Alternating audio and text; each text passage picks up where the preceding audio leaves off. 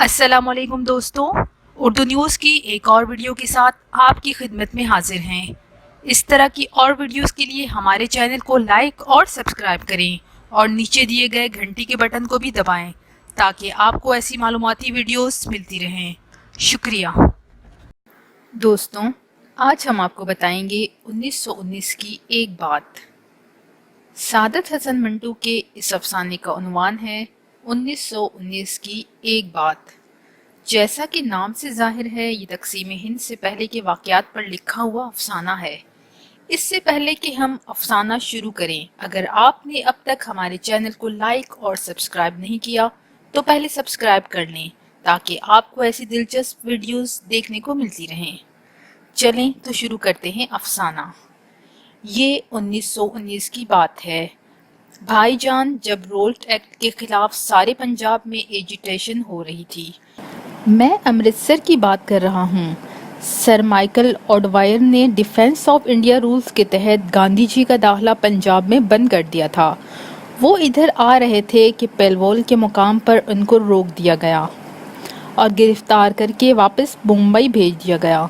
जहाँ तक मैं समझता हूँ भाईजान, अगर अंग्रेज़ ये गलती ना करता तो जलियांवाला बाग का हादसा इसकी हुक्मरानी की स्याह तारीख में ऐसे खूनी वर्ग का इजाफा कभी ना करता। क्या मुसलमान, क्या हिंदू, क्या सिख, सब के दिल में गांधी जी की बेहद इज्जत थी। सब उन्हें महात्मा मानते थे। जब उनकी गिरफ्तारी की खबर लाहौर पहुंची तो सारा कारोबार एकदम बंद हो गया। यहाँ से अमृतसर वालों को मालूम हुआ, चुनांचे यूं चुटकियों में मुकम्मल हड़ताल हो गई। कहते हैं कि 9 अप्रैल की शाम को डॉक्टर सतिया पॉल और डॉक्टर कचलू की जलावतनी के अहकाम डिप्टी कमिश्नर को मिल गए थे।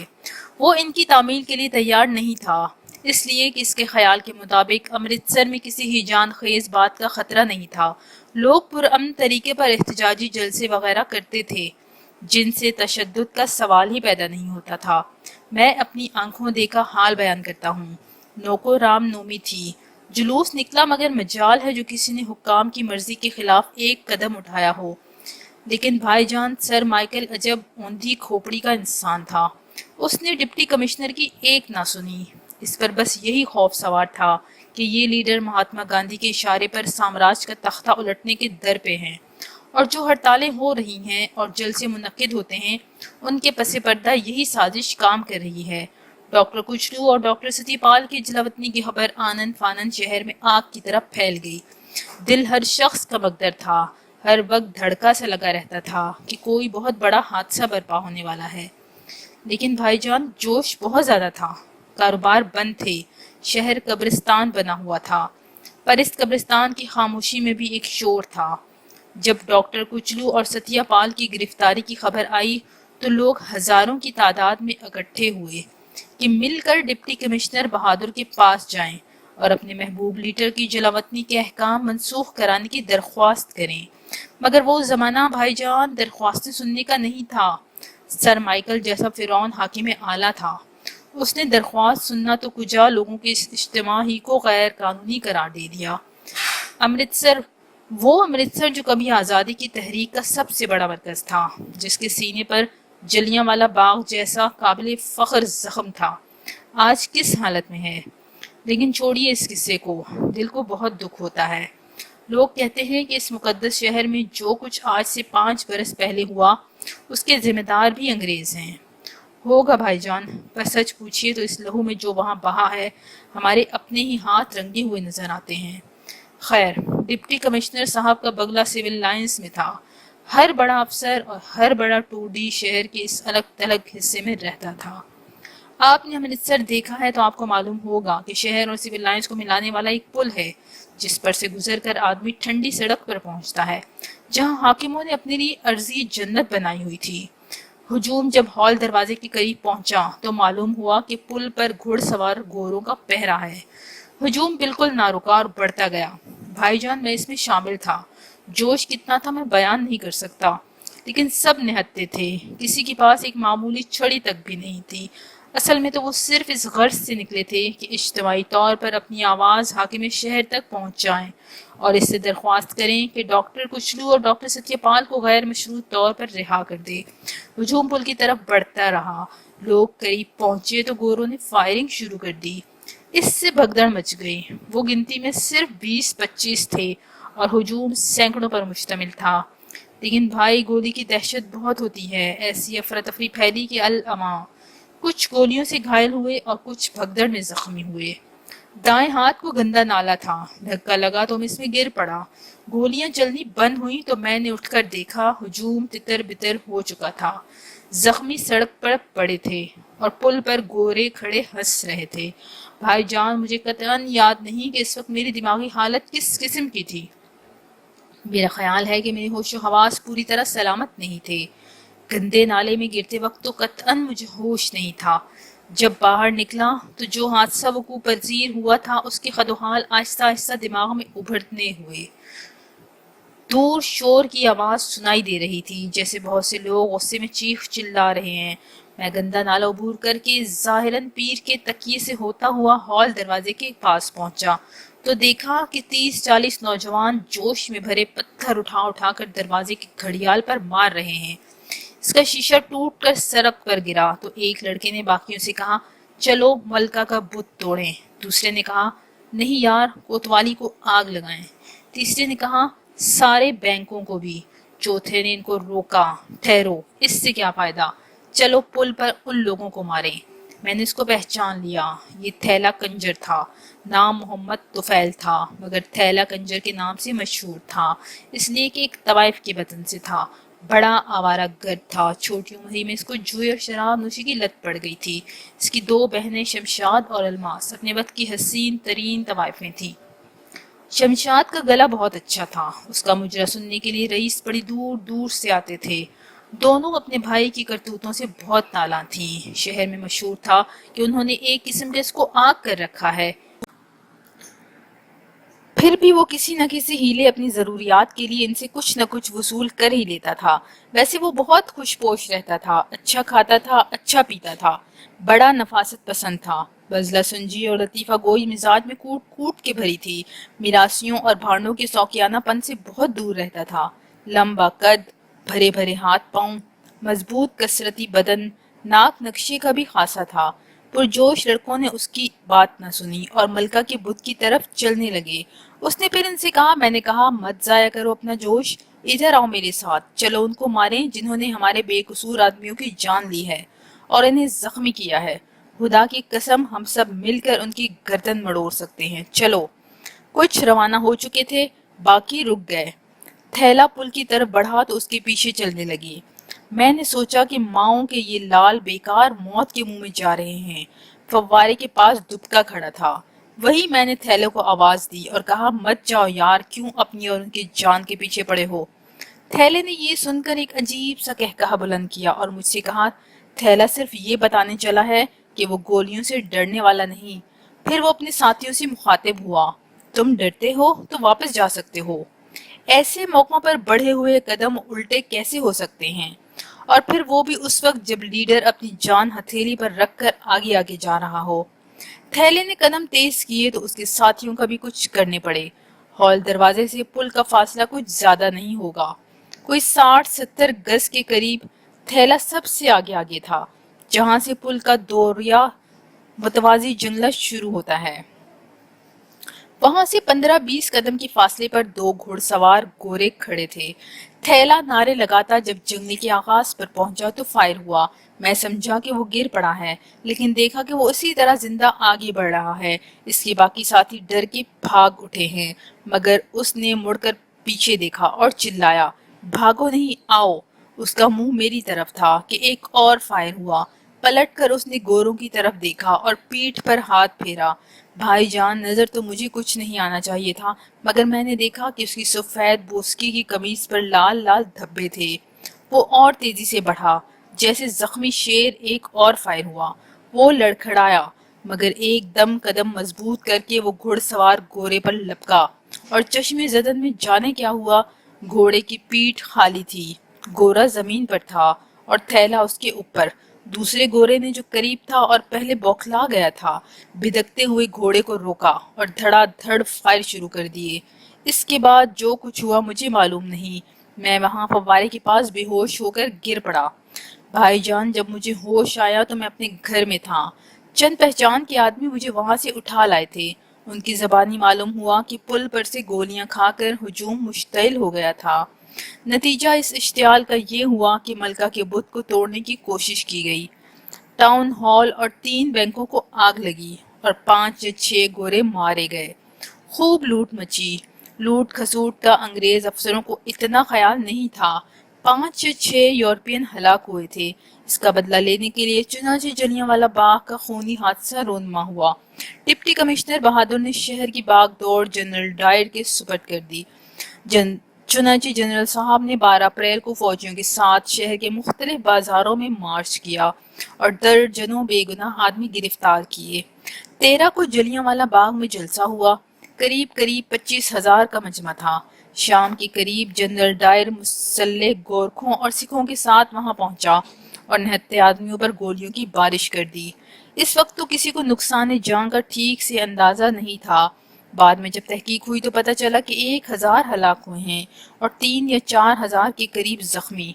لیکن میں تھیلی کی بات کر رہا تھا۔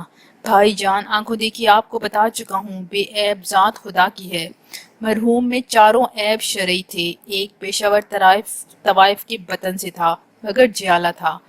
میں اب یقین کے ساتھ کہہ سکتا ہوں کہ اس ملعون گھوڑے کی پہلی گولی بھی اس کے لگی تھی۔ آواز سن کر اس نے جب پلٹ کر اپنے ساتھیوں کی طرف دیکھا تھا اور انہیں حوصلہ دلایا تھا، جوش کی حالت میں اس کو معلوم نہیں ہوا تھا کہ اس کی چھاتی میں گرم گرم سیسا اتر چکا ہے۔ دوسری گولی اس کی پیٹھ میں لگی، تیسری پھر سینے میں۔ میں نے دیکھا نہیں پر سنا ہے، جب تھیلے کی لاش گورے سے جدا کی گئی تو اس کے دونوں ہاتھ اس کی گردن میں اس بری طرح پیوست تھے کہ علیحدہ نہیں ہو رہے تھے۔ گورا جہنم واصل ہو چکا تھا۔ دوسرے روز جب تھیلے کی لاش کفن دفن کے لیے اس کے گھر والوں کی سپرد کی گئی، اس کا بدن گولیوں سے چھلنی ہو رہا تھا۔ دوسرے گورے نے تو اپنا پورا پستول اس پر خالی کر دیا تھا۔ میرا خیال ہے اس وقت مرحوم کی روح قفس انصری سے پرواز کر چکی تھی۔ اس شیطان کے بچے نے صرف اس کے مردہ جسم پر جان ماری کی تھی۔ کہتے ہیں جب تھیلے کی لاش محلے میں پہنچی تو کوہرام مچ گیا۔ اپنی برادری میں وہ اتنا مقبول نہیں تھا، لیکن اس کی کیما لاش دیکھ کر سب دھاڑے مار مار کر رونے لگے۔ اس کی بہنیں شمشاد اور الماس تو بے ہوش ہو گئیں۔ جب جنازہ اٹھا تو ان دونوں نے ایسے بین کیے کہ سننے والے لہو کے آنسو روتے رہے۔ بھائی جان، میں نے کہیں پڑھا تھا کہ فرانس کی انقلاب میں پہلی گولی وہاں کی ایک ٹھکیائی کے لگی تھی۔ مرحوم محمد طفیل ایک طوائف کا لڑکا تھا۔ انقلاب کی اس جدوجہد میں اس کے جو پہلی گولی لگی تھی 10ویں تھی یا 50ویں، اس کے متعلق کسی نے بھی تحقیق نہیں کی۔ شاید اس لیے کہ سوسائٹی میں اس غریب کا کوئی رتبہ نہیں تھا۔ میں تو سمجھتا ہوں پنجاب کے اس خونی غسل میں نہانے والوں کی فہرست میں تھیلے کا نام و نشان تک بھی نہیں ہوگا، اور یہ بھی کوئی پتہ نہیں کہ ایسی کوئی فہرست تیار بھی ہوئی تھی۔ سخت ہنگامی دن تھے۔ فوجی حکومت کا دورہ تھا۔ وہ دیو جیسے ماشاء اللہ کہتے ہیں، شہر کی گلی گلی کوچے کوچے میں ڈکارتا پھر رہا تھا۔ بہت افراتفری کے عالم میں اس غریب کو جلدی جلدی یوں دفن کیا گیا جیسے اس کی موت اس کے سوگوار عزیزوں کا ایک سنگین جرم تھی، جس کے نشانات وہ مٹا دینا چاہتے تھے۔ بس بھائی جان، تھیلا مر گیا، تھیلا دفنا دیا گیا، اور یہ کہہ کر میرا ہمسفر پہلی مرتبہ کچھ کہتے کہتے رکا اور خاموش ہو گیا۔ ٹرین دندناتی ہوئی جا رہی تھی۔ پٹریوں کی کھٹا کھٹ نے یہ کہنا شروع کر دیا، تھیلا مر گیا، تھیلا دفنا دیا گیا، تھیلا مر گیا، تھیلا دفنا دیا گیا۔ اس مرنے اور دفنانے کے درمیان کوئی فاصلہ نہیں تھا، جیسے وہ ادھر مرا اور ادھر دفنا دیا گیا، اور کھٹ کھٹ کے ساتھ ان الفاظ کی ہم آہنگی کچھ اس قدر جذبات سے آ رہی تھی کہ مجھے اپنے دماغ سے ان دونوں کو جدا کرنا پڑا۔ چنانچہ میں نے اپنے ہمسفر سے کہا، آپ کچھ اور بھی سنانے والے تھے؟ چونک کر اس نے میری طرف دیکھا۔ جی ہاں، اس داستان کا ایک اور افسوسناک حصہ باقی ہے۔ میں نے پوچھا، کیا؟ اس نے کہنا شروع کیا، میں آپ سے عرض کر چکا ہوں کہ تھیلے کی 2 بہنیں تھیں، شمشاد اور الماس، بہت خوبصورت تھی۔ شمشاد لمبی تھی، پتلے پتلے نقش، غلافی آنکھیں، ٹھمری بہت خوب گاتی تھی۔ سنا ہے خان صاحب فتح علی خان سے تعلیم لیتی رہی تھی۔ دوسری الماس تھی، اس کے گلے میں سر نہیں تھا، لیکن بتاوے میں اپنا ثانی نہیں رکھتی تھی۔ مجرا کرتی تھی تو ایسا لگتا تھا کہ اس کا انگ انگ بول رہا ہے۔ हर भाव में एक घात होती थी। आंखों में वो जादू था जो हर एक के सर पर चढ़ के बोलता है। मेरे हमसफर ने तारीफ व तौसीफ में कुछ ज़रूरत से ज़्यादा वक्त लिया, मगर मैंने टोकना मुनासिब न समझा। थोड़ी देर के बाद वो खुद इस लंबे चक्कर से निकला और दास्तान के अफसोसनाक हिस्से की तरफ आया। किस्सा ये है कि भाईजान के इन आफत की परकाला दो बहनों के हुस्न जमाल का जिक्र किसी खुशामदीन फौजी अफसरों से कर दिया। बलवे में एक मैम, क्या नाम था उस चुड़ैल का, मिस शरोड मारी गई थी। तय ये हुआ था कि उनको बुलवाया जाए और जी भर के इंतकाम लिया जाए। आप समझ गए ना भाईजान? मैंने कहा, जी हाँ। मेरे हमसफर ने एक आह भरी। ऐसे नाजुक मामलों में तवाइफें और कस्बियाँ भी अपनी माएँ बहनें होती हैं, मगर भाईजान ये मुल्क अपनी इज्जत और नामूस को मेरा ख्याल है पहचानता ही नहीं। जब ऊपर से इलाके के थानेदार को ऑर्डर मिला तो वो फौरन तैयार हो गया। चुनांचे वो खुद शमशाद और इल्मास के मकान पर गया और कहा कि साहब, लोगों ने याद किया है, वो तुम्हारा मुजरा सुनना चाहते हैं। भाई की कब्र की मिट्टी भी अभी तक खुश्क नहीं हुई थी। अल्लाह को प्यारा हुए अभी इस गरीब को सिर्फ 2 दिन हुए थे कि ये हाजिरी का हुक्म सादिर हुआ कि आओ हमारे हुजूर नाचो। अजियत का इससे बढ़कर पुरअजियत तरीका क्या हो सकता है? मुस्ताबिद तमस्खुर की ऐसी मिसाल मेरा ख्याल है शायद ही कोई और मिल सके। क्या हुक्म देने वालों को इतना ख्याल भी नहीं आया था कि तवाइफ भी गैरतमंद होती है? हो सकती है, क्यों नहीं हो सकती? इसने अपने आप से सवाल किया, लेकिन मुखातिब वो मुझसे था। मैंने कहा, हो सकती है। जी हाँ, थैला आखिर उनका भाई था। इसने किसी कुमार खाने की लड़ाई भड़ाई में अपनी जान नहीं दी थी। वो शराब पीकर दंगा फसाद करते हुए हलाक नहीं हुआ था। इसने वतन की राह में बड़े बहादुराना तरीके पर शहादत का जाम पिया था। वो एक तवाइफ के वतन से था, लेकिन वो तवाइफ माँ थी और शमशाद और अलमास उसकी बेटियां थीं और ये थैले की बहनें थीं। तवाइफें बाद में थीं और वो थैले की लाश देखकर बेहोश हो गई थी। जब उसका जनाजा उठा था तो उन्होंने ऐसे बयान किए थे कि सुनकर आदमी लहू रोता था। मैंने पूछा, वो गई? मेरे हमसफर ने इसका जवाब थोड़े वक्फे के बाद अफसुर्दगी से दिया। जी हाँ, जी हाँ, गई, खूब सज बनकर। एकदम उसकी अफसुर्दगी तीखापन इख्तियार कर गई। 16 सिंगार करके अपने बुलाने वालों के पास गई। कहते हैं कि खूब महफिल जमी। दोनों बहनों ने अपने जौहर दिखाए। जर्क बर्क पिशवाजों में मलबूस वो कोहे काफ की परियां मालूम होती थीं। शराब के दौर चलते रहे और वो नाश्ती गाती रहीं। ये दोनों दौड़ चलते रहे और कहते हैं कि रात के 2 बजे एक बड़े अफसर के इशारे पर महफिल बर्खास्त हुई। मेरा हम सफ़र कुछ देर खामोश रहा, फिर वो उठ खड़ा हुआ और बाहर भागते हुए दरख्तों को देखने लगा। पहियों और पटरियों की आहनी गड़गड़ाहट की ताल पर इसके आखिरी 2 लफ्ज नाचने लगे। बर्खास्त हुई, बर्खास्त हुई। मैंने अपने दिमाग में इन्हें आहनी गड़गड़ाहट से नोच कर अलहदा करते हुए इससे पूछा, फिर क्या हुआ? भागते हुए दरख्तों और खंभों से नजरें हटाकर उसने बड़े मजबूत लहजे में कहा। उन्होंने अपनी जर्ग बर्ग पिशवाजें नोच डाली और कहने लगी, लो देख लो, हम थैले की बहनें हैं। इस शहीद की जिसके खूबसूरत जिस्म को तुमने सिर्फ इसलिए अपनी गोलियों से छलनी छलनी किया था कि इसमें वतन से मोहब्बत करने वाली रूह थी। हम इसी की खूबसूरत बहनें हैं।